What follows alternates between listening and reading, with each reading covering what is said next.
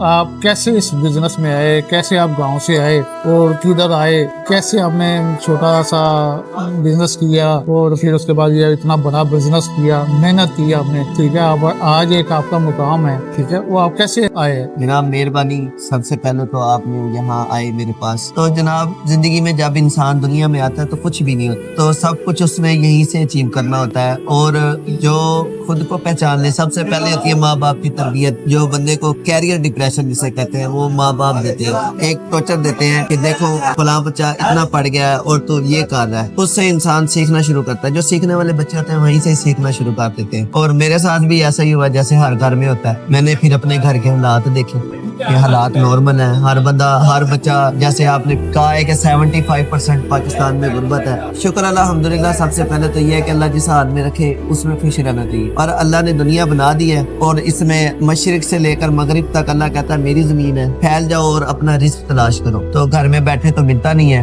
मैंने अल्लाह से दुआ की और कोशिश करनी शुरू की। लाहौर आए, आसरा नहीं था कुछ भी। मैं उससे पहले कोई टेक्सटाइल में काम करता था, वहाँ से निकला, बड़ी मुश्किल से इधर आया। फिर मैंने मजदूरियाँ की, वहाँ से भी सिर्फ 200 रुपया पर डे मिलता था। ये जरूर सोचा हुआ था मैंने कि अगर आज मैं 200 कमा रहा हूँ तो आने वाले साल में मैं 200 नहीं कमाऊंगा, मैं 400 कमाऊंगा। उसके अगले साल में 400 नहीं कमाऊंगा, मैं 600 कमाऊंगा। मेहनत की आपने। हाँ जी। मुझे जब भी कोई मसला होता है, बाप मेरे है नहीं है, अल्लाह ने जन्नत में आला मकाम दे, तो वालदा है मेरे पास। जब भी मेरे पास कोई मुसीबत होती है, कोई परेशानी होती है, सबसे पहले मैं उनसे अपनी बात शेयर करता हूँ। मुझे ये मसला आ रहा है, कुछ घंटों बाद वो मसला मुझे नजर ही नहीं आता, वो गायब हो जाता है मेरी जिंदगी से। अच्छी बात। अच्छा, मुझे ये बताएं, अब आपका आगे क्या प्लान है? आप क्या मतलब कि बिजनेस को ऐसे ही रखना है या आपने इसको अच्छा इम्प्रूव करना है? इंशाल्लाह जी, कोशिश तो मेरी हमेशा से यही है। जैसा कि मैंने सुना है कि इंसान को बनाया ही मेहनत और मुशक्कत करने के लिए है। तो जब तक जिंदगी है कोशिश यही होगी, मेहनत बंदा करे और दूसरों को फायदा दे। सबसे पहले मेरी कोशिश होती है, अभी मैं इधर अगर गेमिंग जोन बनाया हुआ है, इधर जितने भी लोग हैं इनके साथ ज्यादती नहीं हो रही। अगर ये बैठकर कैलकुलेट करते हैं ना तो इनको यही लगता है यार ये 200 रुपए की हमें अगर ये गेम खिला देता है 1 घंटा, तो इसे 1 घंटे का इतना बिजली का बिल आता है, इतना इसको दुकान का रेंट पड़ता है, इतना इसे इंटरनेट की फीस आ जाती है। वो 200 रुपए में से अगर मुझे कोई बचते भी हैं तो 2 से 5 रुपए या 7 रुपए, बड़ी मुश्किल से अगर वो मेरी चीजें सारी सलामत रहेगी। मैं एक बंदे से कभी पैसे नहीं कमाता,